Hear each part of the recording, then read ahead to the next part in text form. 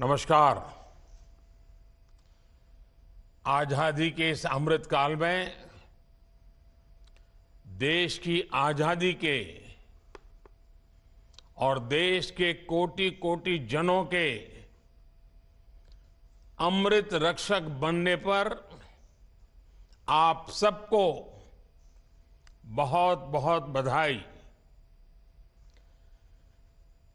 मैंने आपको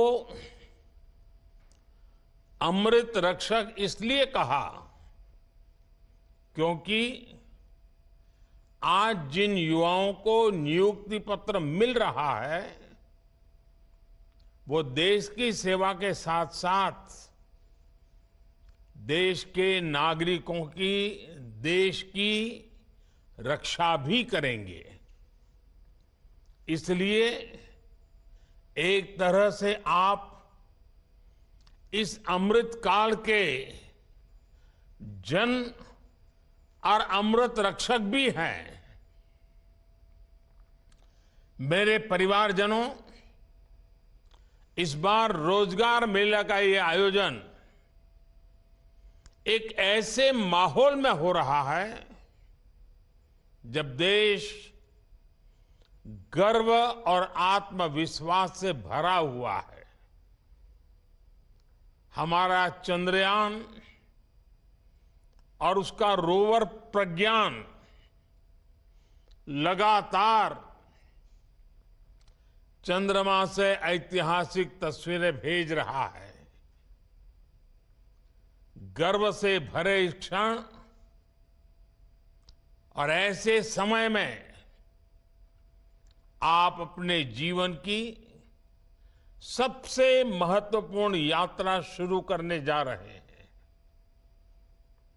मैं सभी सफल अभ्यर्थियों और उनके परिवारजनों को अनेक अनेक शुभकामनाएं देता हूं। साथियों, सेना में आकर सुरक्षा बलों के साथ जुड़कर पुलिस सेवा में आकर हर युवा उसका सपना होता है कि वो देश की रक्षा का प्रहरी बने। और इसलिए आप पर बहुत बड़ा दायित्व होता है। इसलिए आपकी जरूरतों के प्रति भी हमारी सरकार बहुत गंभीर रही है। बीते कुछ वर्षों में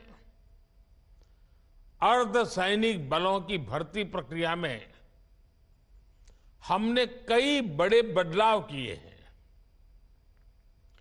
आवेदन से लेकर चयन तक की प्रक्रिया में तेजी लाई गई है। अर्धसैनिक बलों में भर्ती के लिए होने वाली परीक्षा अब 13 स्थानीय भाषाओं में भी कराई जा रही है।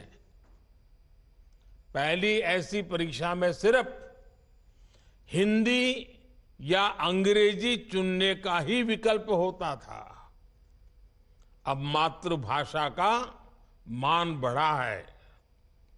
इस बदलाव से लाखों युवाओं के लिए रोजगार पाने के रास्ते खुल गए हैं। पिछले वर्ष भी छत्तीसगढ़ के नक्सल प्रभावित जिलों में सैकड़ों आदिवासी युवकों की नियुक्ति की गई थी।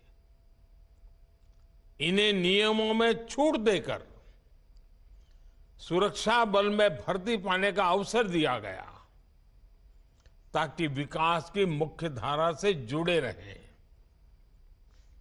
इसी तरह बॉर्डर डिस्ट्रिक्ट और उग्रवाद प्रभावित जिलों के युवाओं के लिए कांस्टेबल भर्ती परीक्षा में कोटा बढ़ाया गया है। सरकार के प्रयासों से अर्धसैनिक बलों को लगातार मजबूती मिल रही है। साथियों, देश का विकास सुनिश्चित करने में आपके दायित्व की महत्वपूर्ण भूमिका है। सुरक्षा का वातावरण, कानून का राज विकास की रफ्तार को तेज कर देता है। आप यूपी का उदाहरण ले सकते हैं। कभी यूपी विकास के मामले में बहुत पीछे था और अपराध के मामले में बहुत आगे, लेकिन अब कानून का राज स्थापित होने से यूपी विकास की नई ऊंचाई छू रहा है। कभी गुंडों माफिया की दहशत में रहने वाले उत्तर प्रदेश में आज भयमुक्त समाज की स्थापना हो रही है। कानून व्यवस्था का ऐसा शासन लोगों में विश्वास पैदा करता है और जब अपराध कम हुआ है तो यूपी में निवेश भी बढ़ रहा है, इन्वेस्टमेंट आ रहा है। इसके उलट हम ये भी देखते हैं कि जिन राज्यों में अपराध चरम पर है वहां निवेश भी उतना ही कम हो रहा है। सारे रोजी रोटी के सारे काम ठप पड़ जाते हैं। मेरे परिवारजनों, आजकल आप लगातार पढ़ते भी हैं और देखते भी हैं कि भारत दुनिया की सबसे तेजी से बढ़ती हुई अर्थव्यवस्था है। भारत इस दशक में टॉप 3 अर्थव्यवस्था में शामिल हो जाएगा और ये गारंटी जब मैं आपको देता हूं ना, बड़ी जिम्मेवारी के साथ मेरे देशवासी, मेरे परिवारजनों को ये मोदी गारंटी देता है। लेकिन जब आप ये पढ़ते हैं तो एक सवाल आपके मन में जरूर आता होगा कि इसका देश के सामान्य नागरिक पर क्या असर होगा, और ये सवाल बहुत स्वाभाविक भी है। साथियों, किसी भी अर्थव्यवस्था को आगे बढ़ने के लिए ये जरूरी है कि देश के हर सेक्टर का विकास हो। फूड सेक्टर से लेकर के फार्मा तक, स्पेस से लेकर के स्टार्टअप तक, जब हर सेक्टर आगे बढ़ेगा तो अर्थव्यवस्था भी आगे बढ़ेगी। आप फार्मा इंडस्ट्री का उदाहरण ले लीजिए। महामारी के समय भारत के फार्मा इंडस्ट्री की बहुत सराहना की गई। आज ये इंडस्ट्री 4 लाख करोड़ रुपए से ज्यादा की है और कहा यह जा रहा है कि 2030 तक भारत की फार्मा इंडस्ट्री करीब 10 लाख करोड़ रुपए की हो जाएगी। अब ये फार्मा इंडस्ट्री आगे बढ़ेगी तो इसका क्या मतलब हुआ? इसका मतलब ये हुआ कि इस दशक में फार्मा इंडस्ट्री को आज की तुलना में कई गुना ज्यादा युवाओं की जरूरत पड़ेगी। रोजगार के अनेक नए अवसर आएंगे। साथियों, आज देश में ऑटोमोबाइल और ऑटो कंपोनेंट्स, इस इंडस्ट्री में भी बहुत तेजी से बढ़त देखने को मिल रही है।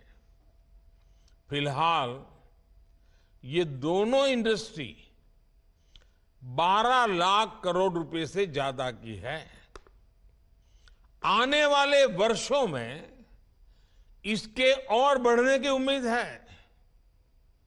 इस ग्रोथ को संभालने के लिए ऑटोमोबाइल इंडस्ट्री को भी बहुत सारे संख्या में नए युवकों की जरूरत होगी, नए लोगों की जरूरत पड़ेगी, रोजगार के अनगिनत अवसर बनेंगे। आपने देखा होगा कि इन दिनों फूड प्रोसेसिंग इंडस्ट्री के महत्व की भी काफी चर्चा होती है। भारत का फूड प्रोसेसिंग मार्केट पिछले साल करीब करीब 26 लाख करोड़ रुपए का था। अब अगले 3-3.5 साल में ये सेक्टर करीब 35 लाख करोड़ रुपए का हो जाएगा। यानी जितना विस्तार होगा उतने अधिक युवकों की जरूरत पड़ेगी, उतने नए रोजगार के मौके खुल जाएंगे। साथियों, भारत में आज इंफ्रास्ट्रक्चर का तेजी से विकास हो रहा है। पिछले 9 साल में केंद्र सरकार ने 30 लाख करोड़ रुपए से ज्यादा इंफ्रास्ट्रक्चर पर खर्च किए हैं। इससे देश भर में कनेक्टिविटी का विस्तार तो हो ही रहा है। इसने पर्यटन और हॉस्पिटैलिटी सेक्टर में नई संभावनाओं को जन्म दिया है और नई संभावनाओं का सीधा मतलब है कि ज्यादा से ज्यादा रोजगार के मौके बनते जा रहे हैं। साथियों, 2030 तक हमारी अर्थव्यवस्था में टूरिज्म सेक्टर का योगदान 20 लाख करोड़ रुपए से भी ज्यादा होने का अनुमान है।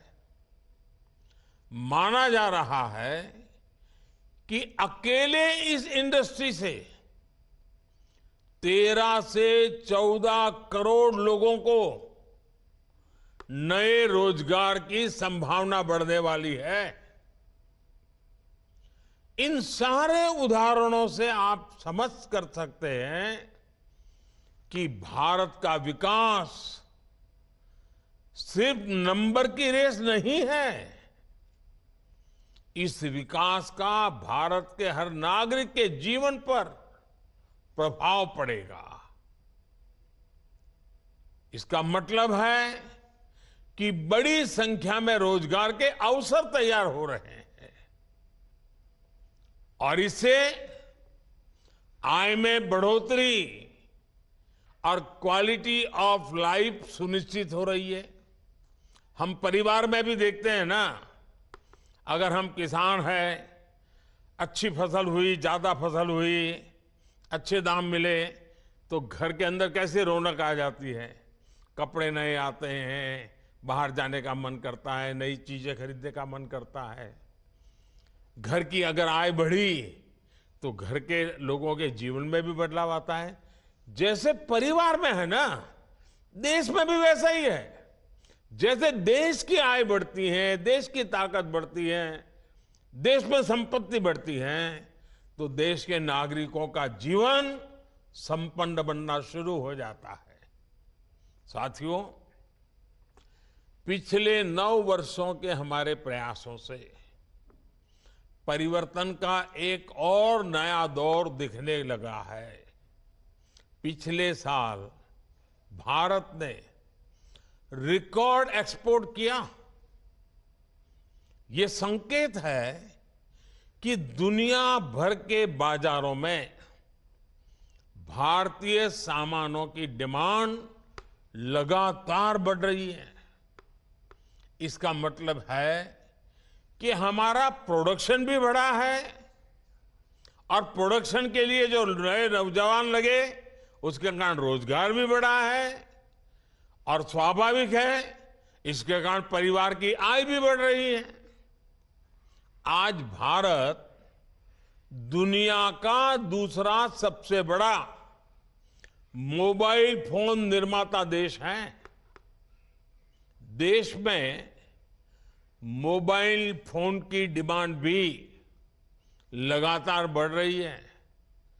सरकार के प्रयासों ने मोबाइल मैन्युफैक्चरिंग को भी कई गुना बढ़ा दिया है।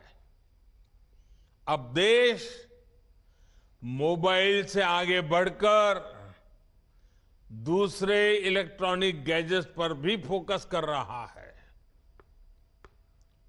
आईटी हार्डवेयर प्रोडक्शन के लिए क्षेत्र में हम वैसी ही सफलता दोहराने वाले हैं जैसी मोबाइल के क्षेत्र में हासिल की है। वो दिन दूर नहीं होगा जब मोबाइल की तरह ही भारत में बने एक से बढ़कर एक लैपटॉप, टैबलेट और पर्सनल कंप्यूटर दुनिया में हमारी शान बढ़ाएंगे। वोकल फॉर लोकल के मंत्र पर चलते हुए भारत सरकार भी made in India laptop, computer जैसे अनेक प्रोडक्ट्स खरीदने पर जोर दे रही है।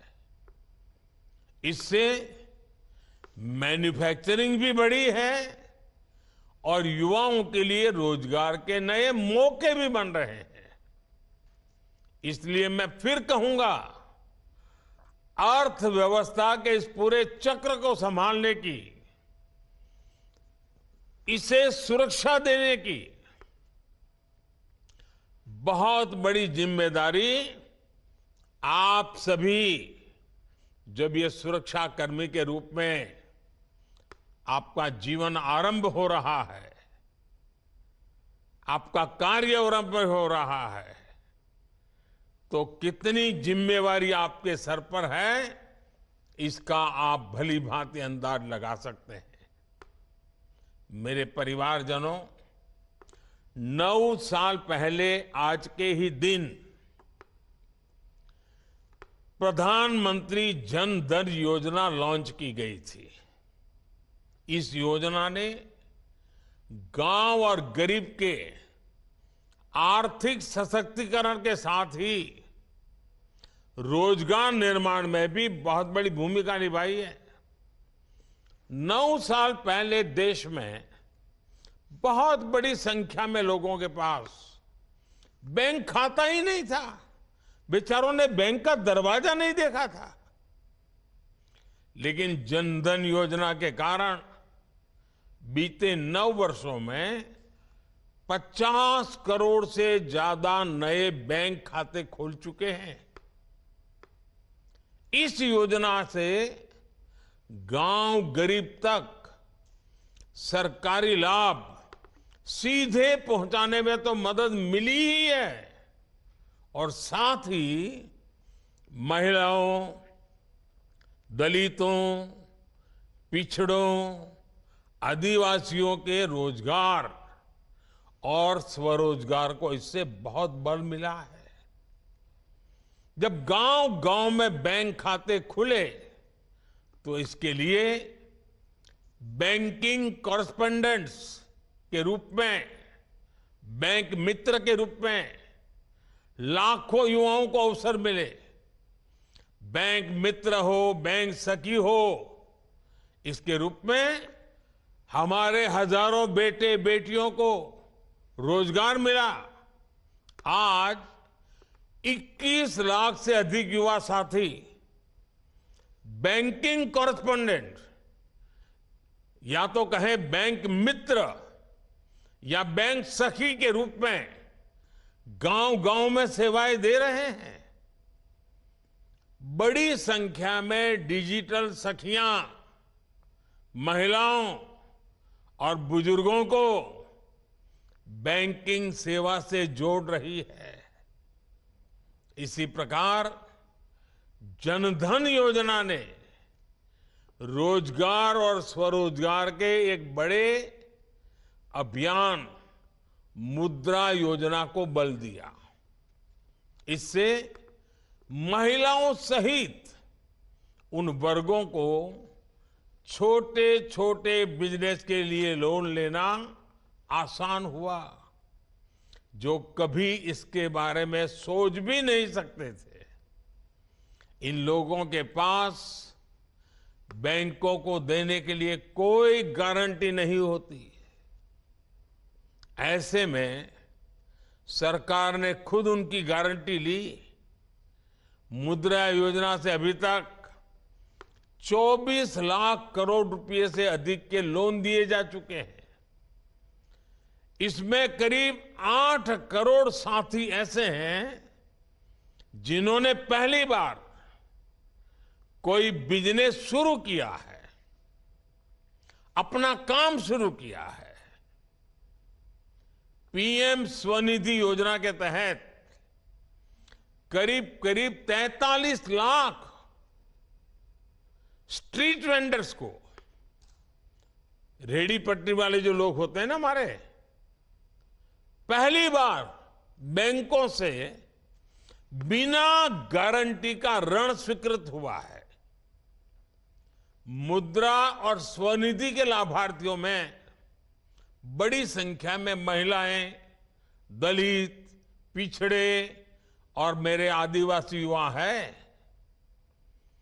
जनधन खातों ने गांवों में महिला सेल्फ हेल्प ग्रुप्स को मजबूत बनाने में भी बहुत मदद की है। आजकल तो मैं गांव में जाता हूं, जब महिला सेल्फ हेल्प ग्रुप की बहनों को मिलता हूं तो कई तो उसमें से आके गए मैं तो लखपति दीदी हूं।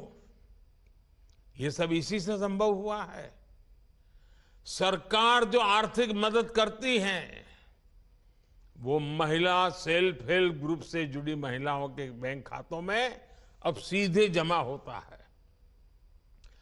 जनधन योजना ने देश में सामाजिक और आर्थिक परिवर्तन को गति देने में जो भूमिका निभाई है वो वाकई हमारी बड़ी बड़ी यूनिवर्सिटीज के लिए अध्ययन का विषय है। साथियों, अब तक रोजगार मेले के अनेक आयोजनों में लाखों युवाओं को मैं संबोधित कर चुका हूं। उन युवाओं को पब्लिक सर्विस या अन्य क्षेत्रों में रोजगार मिला है। गवर्नमेंट और गवर्नेंस में बदलाव लाने के मिशन में आप सभी युवा मेरी सबसे बड़ी ताकत है। आप सभी उस पीढ़ी से आते हैं जहां सब कुछ बस एक क्लिक पर मिल जाता है। इसलिए आप समझ सकते हैं कि लोग हर सर्विस की तेज डिलीवरी चाहते हैं। आप अच्छी तरह जानते हैं कि आज की पीढ़ी समस्याओं का टुकड़ों में समाधान नहीं चाहती, उन्हें स्थायी समाधान चाहिए। इसलिए पब्लिक सर्वेंट्स होने के नाते आपको ऐसे फैसले लेने होंगे, ऐसी जिम्मेवारियां निभानी होगी, हर पल ऐसे तैयार रहना होगा जो लंबे समय तक लोगों के लिए फायदेमंद हो। आप जिस पीढ़ी से संबंध रखते हैं वो कुछ हासिल करने का इरादा रखती है। ये पीढ़ी किसी का फेवर नहीं चाहती, वो बस ये चाहती है कि कोई उनके रास्ते का रोड़ा ना बने। इसलिए पब्लिक सर्वेंट्स के तौर पर आपके लिए ये समझना बहुत आवश्यक है कि सरकार जनता की आकांक्षाओं को पूरा करने के लिए हमेशा जनता की सेवा के लिए है। आप ये समझते हुए काम करेंगे तो कानून व्यवस्था को बनाए रखने में भी आपको बहुत मदद मिलेगी। साथियों, अर्धसैनिक बलों में अपनी महत्वपूर्ण जिम्मेदारी को पूरा करने के साथ साथ आप सीखते रहने की प्रवृत्ति को भी बनाए रखें।